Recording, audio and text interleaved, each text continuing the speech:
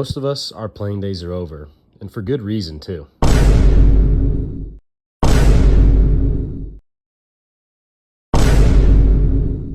Now, a lot of us older folk ask, how can we get back in on the action of the game?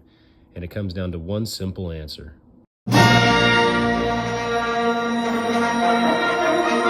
Most fantasy football players think that by starting their best player or drafting the best available player, they'll be the most dominant team in their league.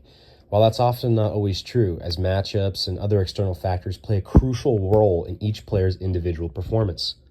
Take Marvin Mims, for example, in a matchup against the Bengals in the 2024 season.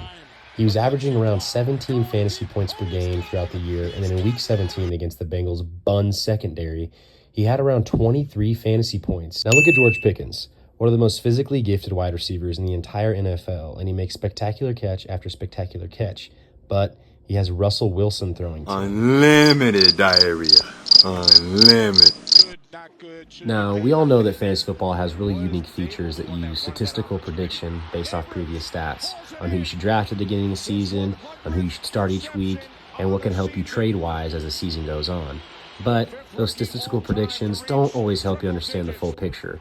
Things like recovering from injury, what teammates can be out on the team that are crucial for an individual player's success, matchups, weather, and sometimes players just don't play well in certain environments and certain locations, and that's not really accounted for in fantasy football. So you have to use other resources. Those external resources include football networks, articles, and fantasy football chat rooms that are separate of the main platform. You can read about where a certain player might be in their recovery process from an injury, what players that are vital to success might be inactive, and also what players do well in certain environments. Players like Peyton Manning, notorious for being one of the most incredible quarterbacks to ever play the game, but also very well known for underperforming in cold and rainy conditions. Chat rooms also give you a huge edge because they often release news about trades, certain players being injured way before the NFL does, or the app is even updated to tell you that those players are no longer on a team or no longer playing for the rest of the season. Last season, by staying on top of fantasy football networks and checking my own chat room, I was able to gain a huge edge when I read that Brandon Ayuk had suffered a much worse injury than what we'd seen and heard on TV. And then I saw that Amari Cooper was also requesting a trade before the trade deadline towards the beginning of the season.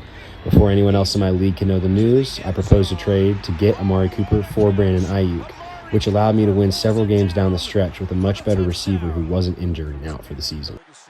Now, that's a pretty lucky example of making a trade and deciding on who to play, but there's more sure ways of what actions you should take in fantasy football.